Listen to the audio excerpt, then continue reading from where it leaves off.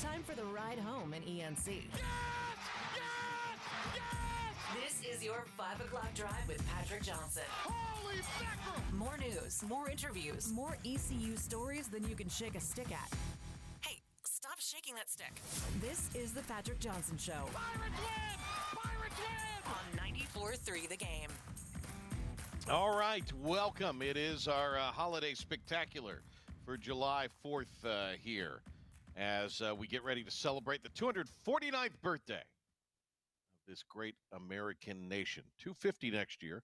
Trump has created a Task Force 250. Apparently that lost a little bit of the mo during the last administration, but they're already putting in plans for next year's 250th celebration. I was telling someone I know, Pilk, who is from overseas or works a lot overseas, that you have to be in the country. You got to be in the nation next year for the 250th, baby. Oh, be a huge party. Yeah, Gotta be this here. is one of those. Look, I've traveled before on the week of the 4th, and don't we know? But don't we know? But it's not quite the same, obviously, when you're out of town. But I think next year, anytime you get a centennial or even whatever the 50 years would be considered, you got to be there. Obviously, you and I are too young. We were not alive in '75 for the happy 200th birthday, America. Not even I was alive. In 75. That's what I said. I said you or and 76. Or 76. 76. Yeah, 76. Yeah. Yeah. That's true. It'd be 1775 was the birth time of the military. That's why we're at 250 years of that. And 1976. Who was the president? There's a president that says "Happy 200th birthday, America." Was that I guess that would have been Ford, right? Just before he lost to Carter in '76. I don't know. I think it was The Rock. Actually. No. I think it might have been Ford. I think it was Gerald Ford. Yeah. So. Yeah, Gerald Ford. All right. Nice to have you with us here. Let's give you a little bit of what's in store today for the program. We're going to have Demtri Ravanos, our friend, from a podcaster extraordinaire, columnist as well. We'll talk. We're going to handicap the Nathan's hot dog eating contest tomorrow. And Demtri will give us a little bit of a history of the hot dog eating contest, from what I understand. He's also got a new college football bubble bath podcast that is out. And it is it kind of celebrates the summer, too, with the mayor of Amity, Jaws, and how he is like a college football coach, how that college football coach is like the mayor of Jaws, or the mayor in Jaws. Easy for me to say. Have I already been in the punch? I think maybe. Is that it's more, a red solo cup? No, it's water. Okay. It's water. No afternoon delight here. It's water. Coffee boost or is afternoon a little something else? I always need an afternoon coffee. You know what I'm doing now? So when I went to Tampa, you know this because you're a world traveler. I went to, we flew through the Raleigh to Atlanta to Tampa. I got up there. I met the team because I was coming back before they were. And so I was going to be flying back to RDU that Sunday morning, which I did. So anytime you get on a plane, I don't like the idea of hot liquids in an airport or because there's so much bumping and congestion. Yeah. You're going to spill it. You're going to scorch your.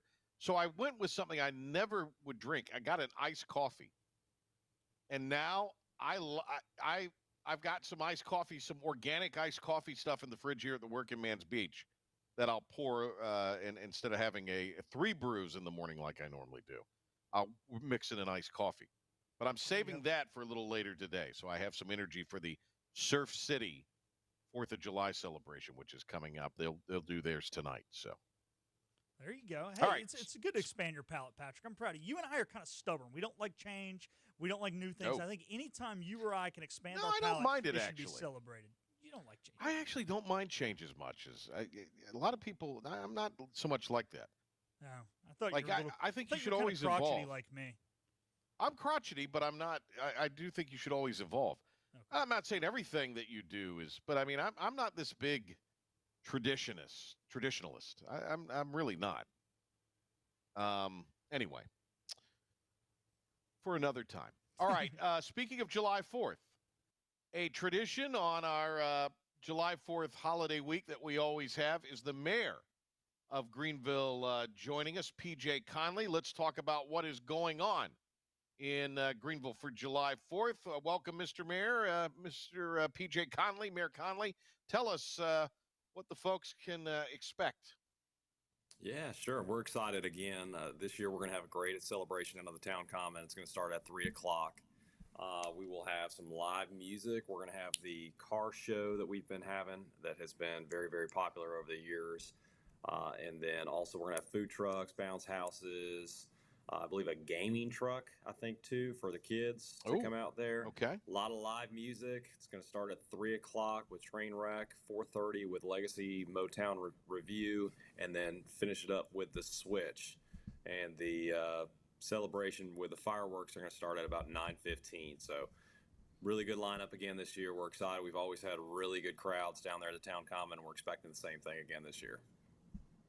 And anything as far as the parking? I know Trent talked a little bit about this in news, but as far as parking and streets that'll be closed, that sort of thing.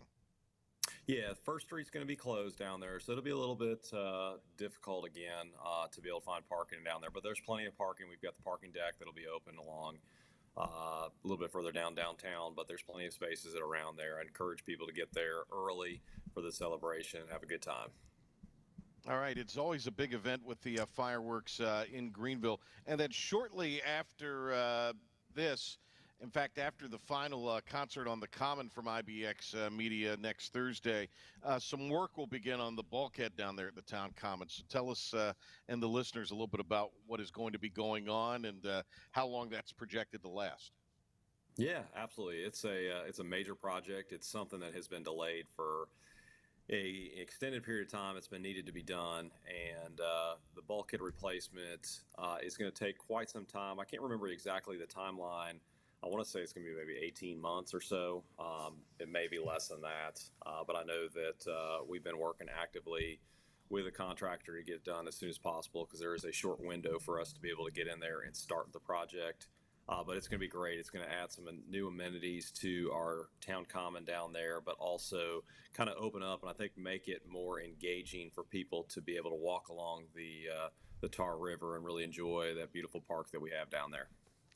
Mayor, happy belated birthday, happy belated anniversary. Your Brewers are in second place in the NL Central. I mean, what a time to good. be PJ. Life's good right now, What a time right? to be PJ Connelly.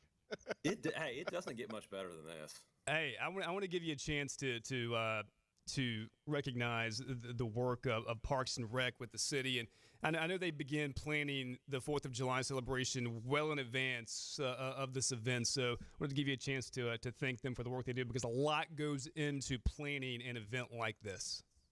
Yeah, absolutely. The Recreation and Parks Department does an incredible job. We're very fortunate to have Don Octagon as the head of the department. He's doing a wonderful job. He's been there for many years now and has just continued to expand the programming and continues to make things every single year better than that they were the year before. And they work a lot. I mean, you'll see them out there and it's 95 degrees outside. It's Sunday afternoon for Sunday in the park, and they're tired from a long week, but they do so much for our community. And I want to say thank you to all of our staff members for the Recreation Parks Department for all the good things that they do.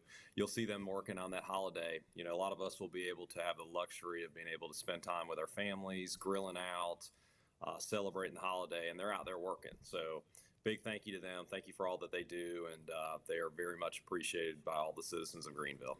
And Mayor, any updates on the build project? I know that the intersection of in downtown Greenville, right there between with Evans and Fifth, will open hopefully by tomorrow. Any updates on that and what drivers can expect as they're traveling through downtown? Yeah, you know, of course, we're trying to get those projects done as quickly as possible. You know, we've been fortunate the last couple of weeks that we haven't had so much rain, so they can continue to work down there.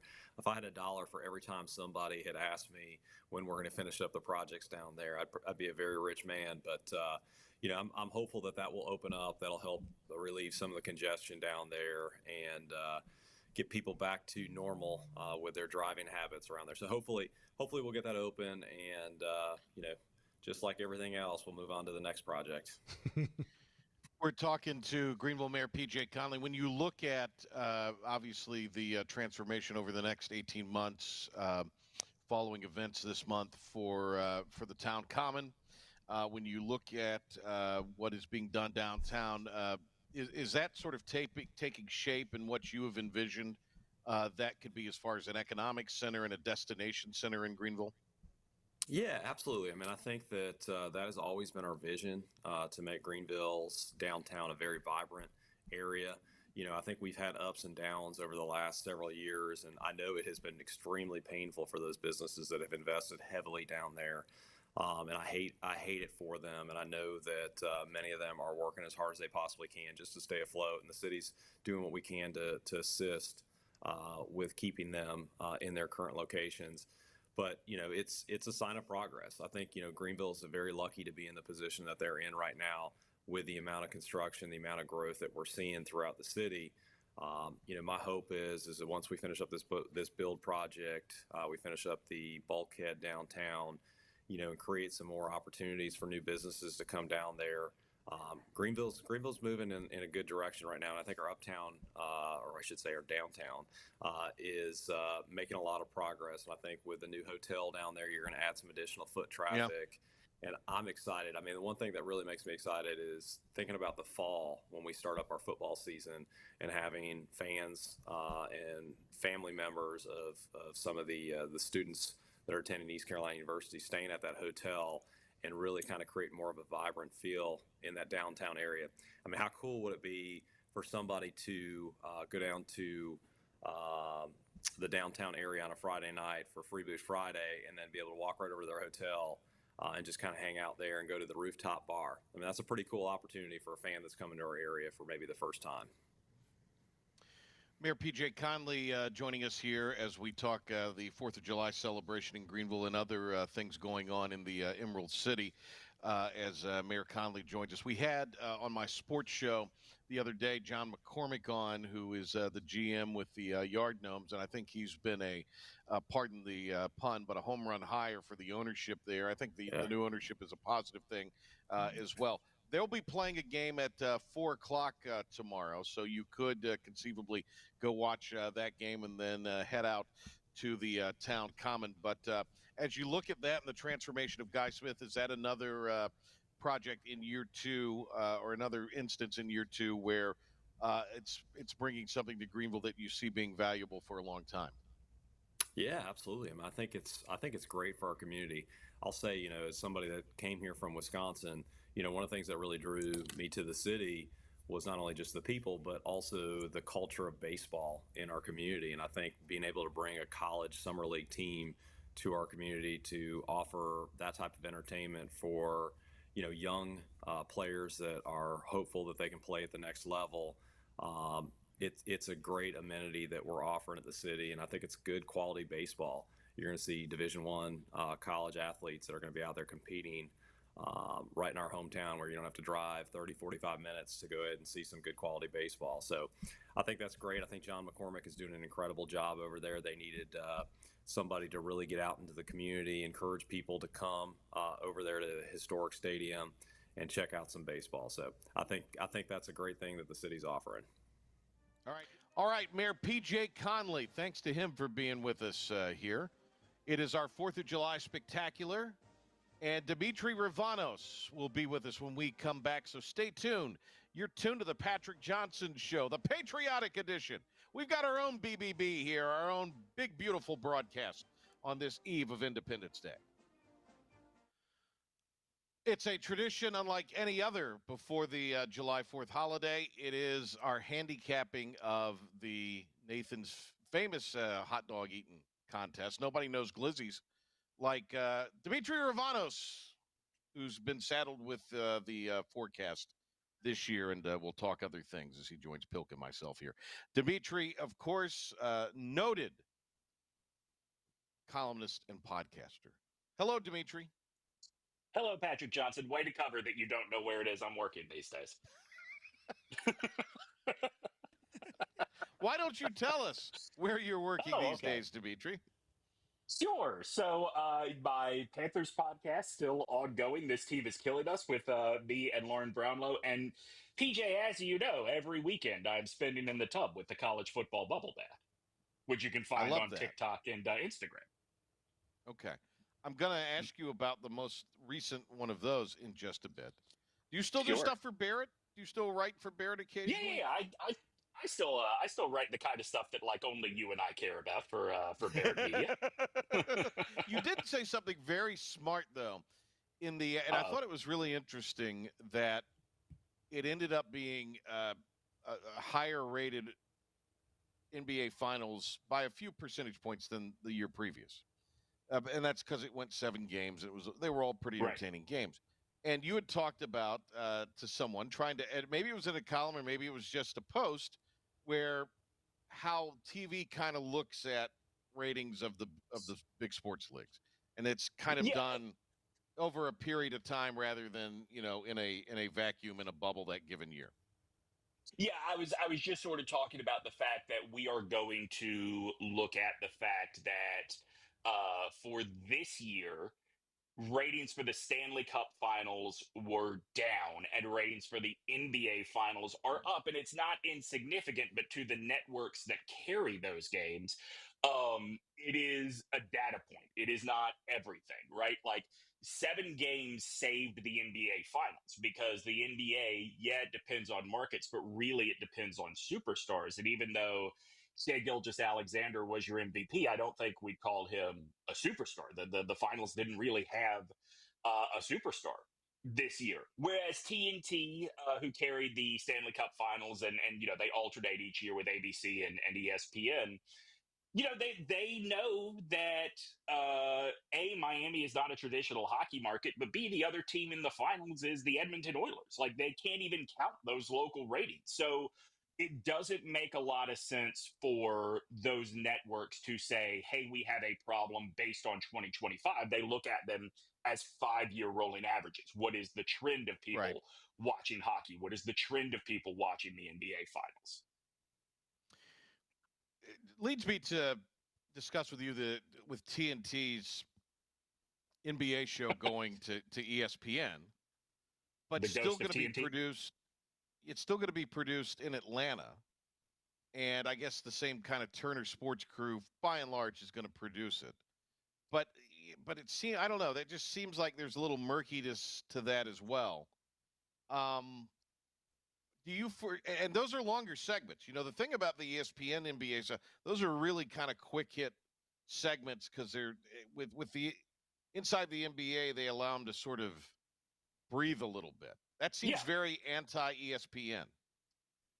What I've been telling everybody that fears that somehow or for some reason ESPN did this deal to license inside the NBA to make it more like ESPN, like that's hustling backwards, right? As our friend Bomani Jones likes to say. That's not why you license a show. I think ESPN recognized that it has a problem. In fact, I would argue that ESPN's halftime and pregame show and lack of postgame show really are an answer to the problem of you can't compete with inside the NBA. So we're going to do something completely different. The show was on the market.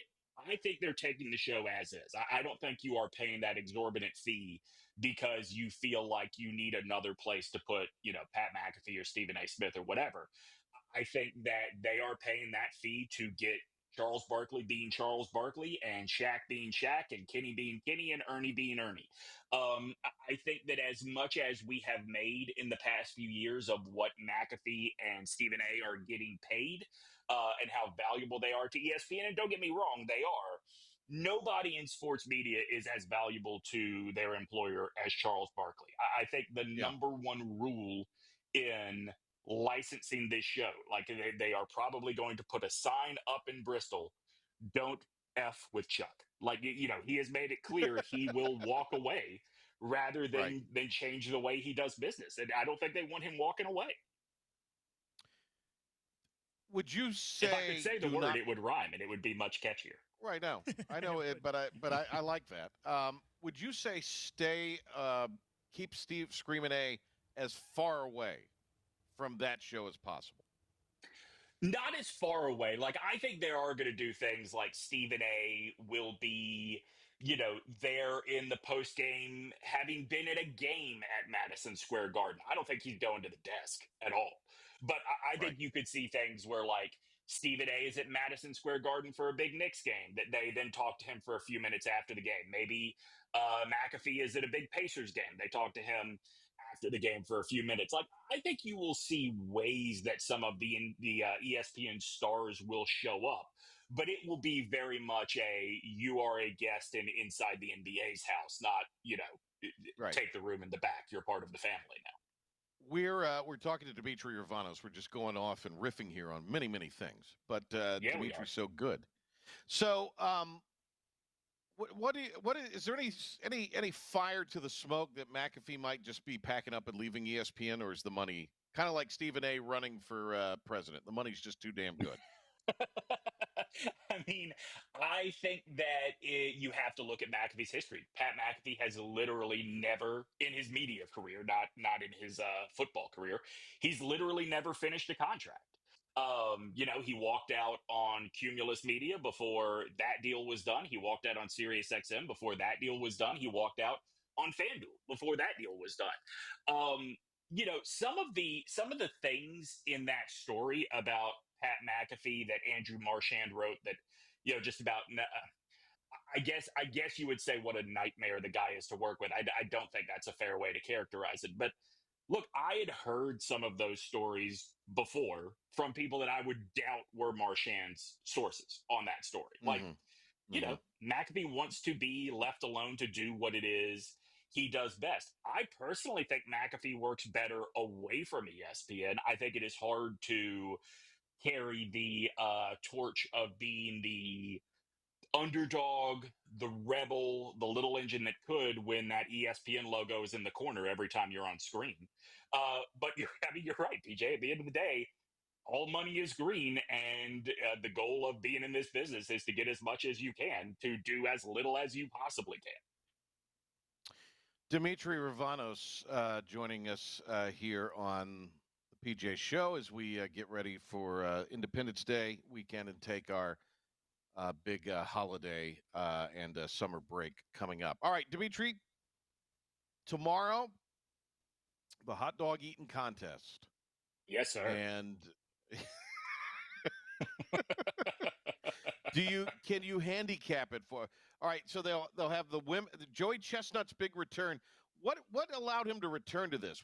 I know he had a sponsorship issue last year. Why did the Nathans people cave? Is it because there was so little interest last year? Well, I mean, it's so hard to tell, right? Because I feel like there's always, I don't know anybody that watches it live. Everyone I know looks at Twitter is like, oh, Joey Chestnut won the hot dog eating contest again. Right. I mean, I do think last year sticks out like a sore thumb, right? Didn't the winner have 58 hot dogs, and that's double digits less than what Joey Chestnut had put up each of the 3 previous years? So it probably does behoove Nathan's and the International Federation of Competitive Eating to make sure he is in this event. How legitimate of a federation is that? Is it as legitimate as the same group that just ranked Logan Paul, or whichever Paul it was, as the number 14th best heavyweight in the world? I mean, is it that legitimate? I mean, it was described to me one time. Now, granted, this is decades ago, back in my rock radio days. It was described to me as the divide in competitive eating is very similar to the divide in open wheel racing. F1 and IndyCar are 2 different organizations, but if you are a fan of open wheel racing, you think each one is as legitimate as the other. So there is the International Federation of Competitive Eating, and there's I don't know, the Competitive Eating Wrestling Federation or something like that. There's another one that these guys go back and forth between, and different ones govern different events. I'm going to be honest with you guys. So going back to the hot dog thing, you talk about watching it live. Yeah. You know what's the best part of it? I love the intros. The introductions. Oh, because the guy who does it, first off, is phenomenal. And secondly, I love when it's he is the 10-minute hot dog eating champion of the world, when he one time ate 78 hot dogs, or not hot dogs, they're eating tacos or whatever in 10 minutes. And it just going through hearing all these people's accolades to me is so funny. And I just find myself dying laughing.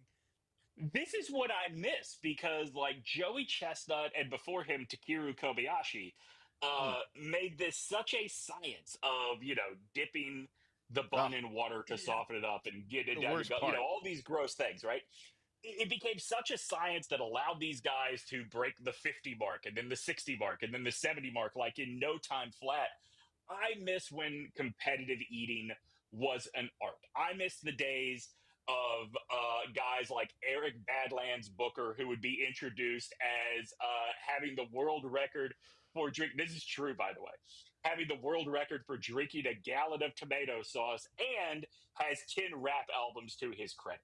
I miss the days of Tim Eater X Janis, who would show up looking like the ultimate warrior and be introduced as the man that ate 2 gallons of chili in 6 minutes in October of 2012. Patrick Johnson, I miss Rich the Locust Lefevre and his wife Caroline, the competitive eating, the first couple of competitive eating. First Now couple. the passion is gone. This is robotic. We might as well just have AI eating hot dogs.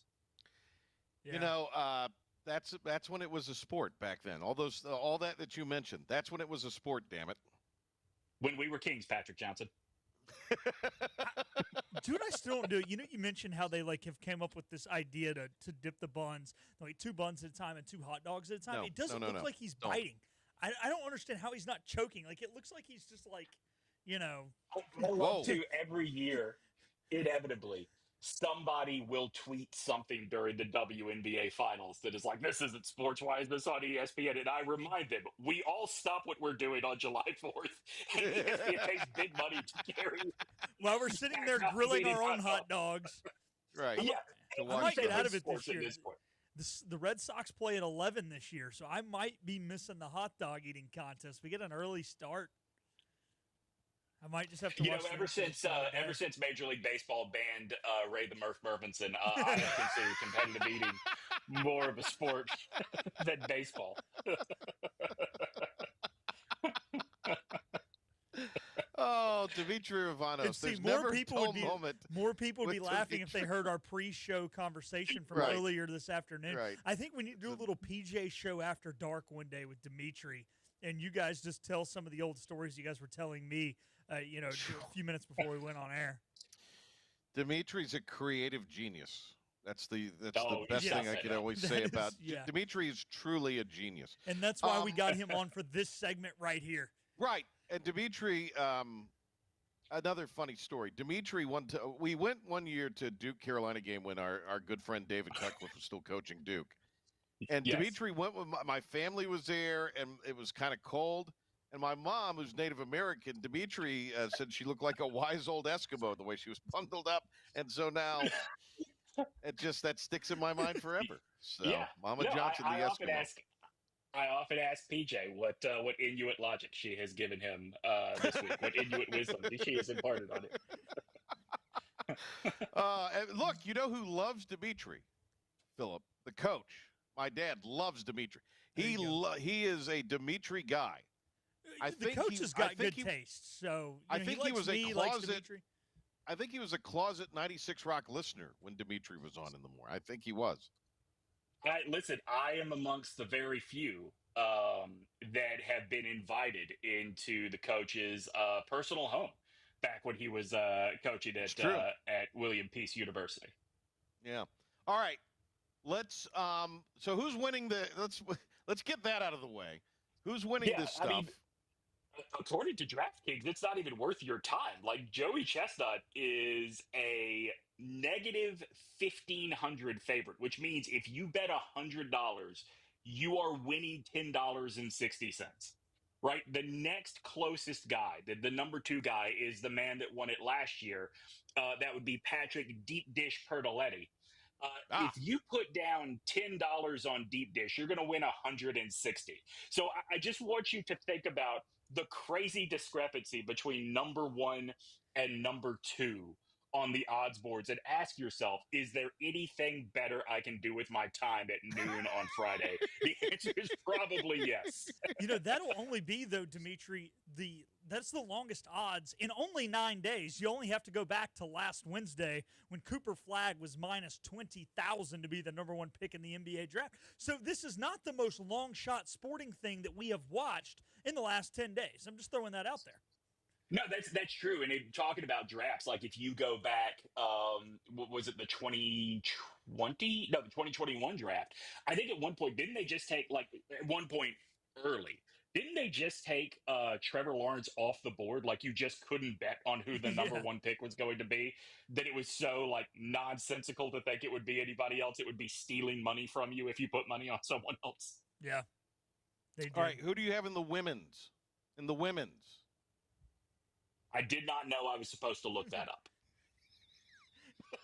See, Patrick, The so happens favorite you rely on me to text Demtri. Is with Miki Sudo. Miki, stuff. Oh, yeah. is that how the, Yeah, she's Sudo. won it the last few years. Yeah, she's Yeah. pretty good.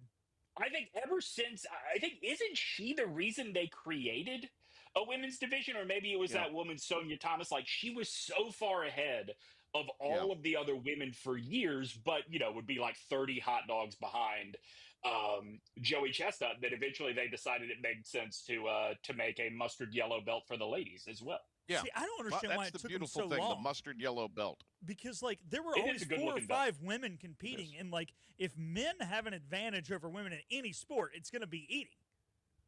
Well, listen, I mentioned Carlene Lefevre, the part of the first couple of competitive eating. When you look at her records next to her husband, Rich the Locust Lefevre, they are just in totally different categories. Yeah, you're right. Like, I think that this is more than anywhere else, aside from, like, basketball, where men just grow significantly taller than most women.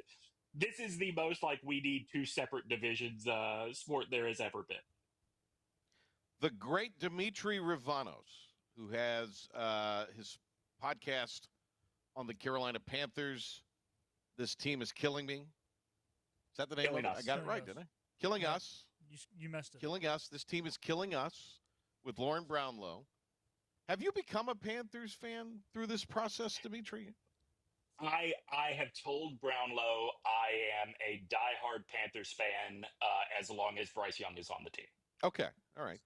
And then Demtri has the college football bubble bath, which always is a hoot and a holler.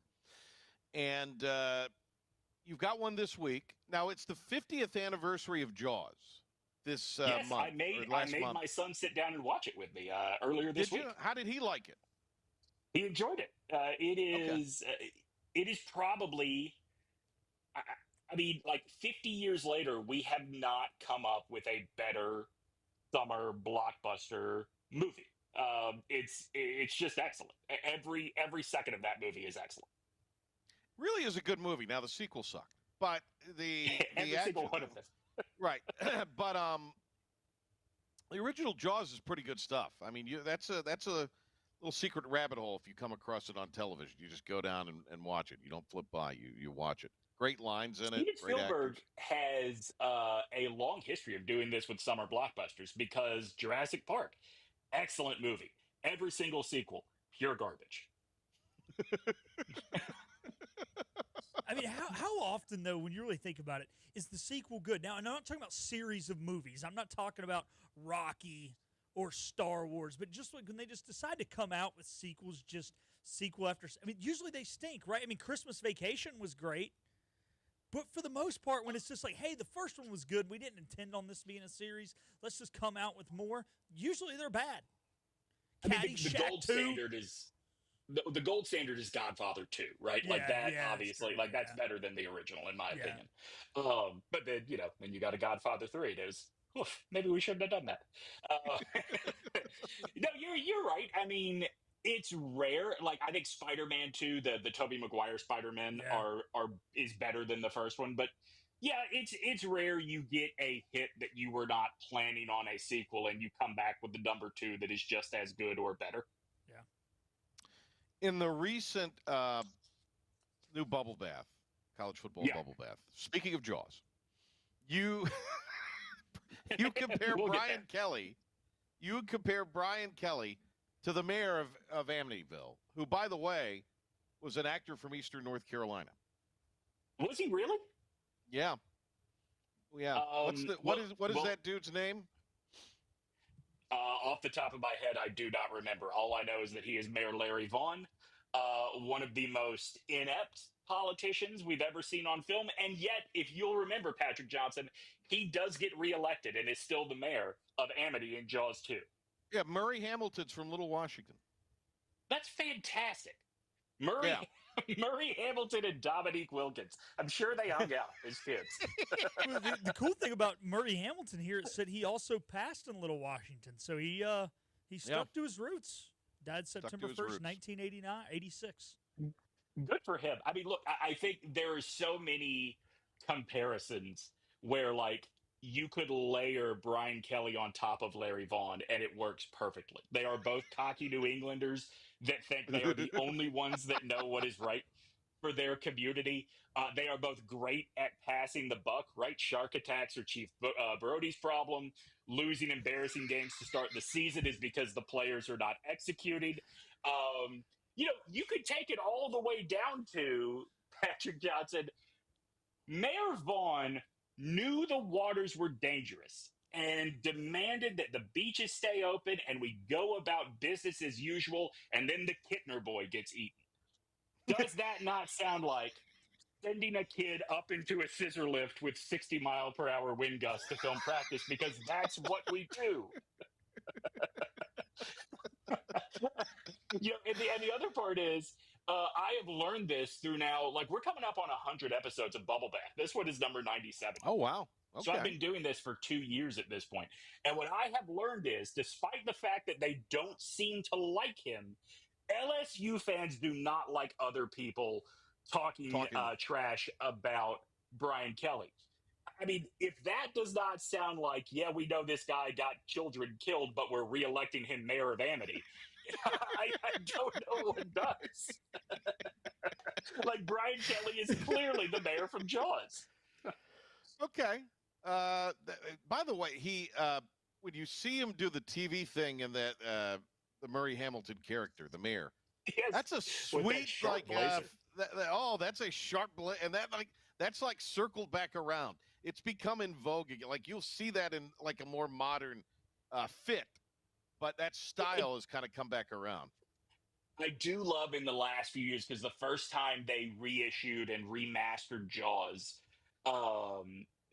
that might have been for the 30th anniversary, I think. But the colors were sharper and all that kind of stuff. And the blazer, like, that muted blue was not a result of crappy 70s camera technology. Like, that was the look, man. And it almost looks like, when you watch it on screen now, not only does it look like there are anchors on that jacket, and there are, but that blazer appears to be denim the first time you watch it, which makes it even better.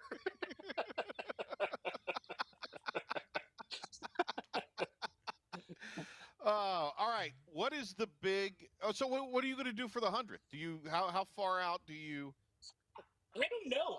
I've been telling some of the folks at SEC Unfiltered who have housed this that maybe it's time to figure out something different. Like, how many times can I sit in my tub naked and talk about how terrible Hugh Freeze is? But every time I bring that up, they're like, I don't know, we still like it. So I don't know. I haven't really thought about what the 100th is going to be yet. Like, knowing me, it's going to be something very normal. And in episode 101, I'm going to realize, oh, crap, I should have done something special for the 100th episode. Will you do a popper streamer for the 100th? I can commit to you right now, I will. Okay. All right. You know what? I'm going to make some phone calls. I'm going to ask. I can't guarantee that my friend Paul Feinbaum will film a cameo in his tub, but I'm going to ask. What can he do? All he can do is say no. That's great. That is absolutely great. All right, Demtri Ravanos with us here. What is the big story? Oh, I want to ask you something before I ask you that general thing. Do you think that the SEC is going to make the decision to go to 9 games? Because it actually has an East Carolina connection to it. ECU is awaiting where they're going to open the season next year, Pilk. Is that right? And it's one of those either first that or four it's games. I don't remember the date. It's next year. Right now, ECU's got an open date, and apparently they have a possible SEC pay game on the line to open the year. Mm. And is that with Florida? That's the thing. They don't know who it's with yet. Oh, nobody knows. Gotcha. Because they're waiting to see what the SEC does with the ninth, adding the 9th game. The board 10 has done that. So do you foresee the SEC going to that ninth game? Because again, there's some ECU interest in that.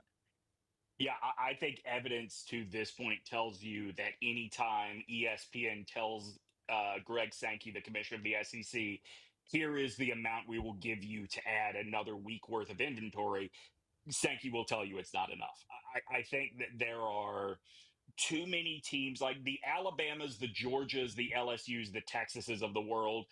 I don't think they would have an issue going to 9 games. I think it is the South Carolinas, the Floridas, the Auburns, the historically the Ole Misses, even though they are near the top of the conference right now.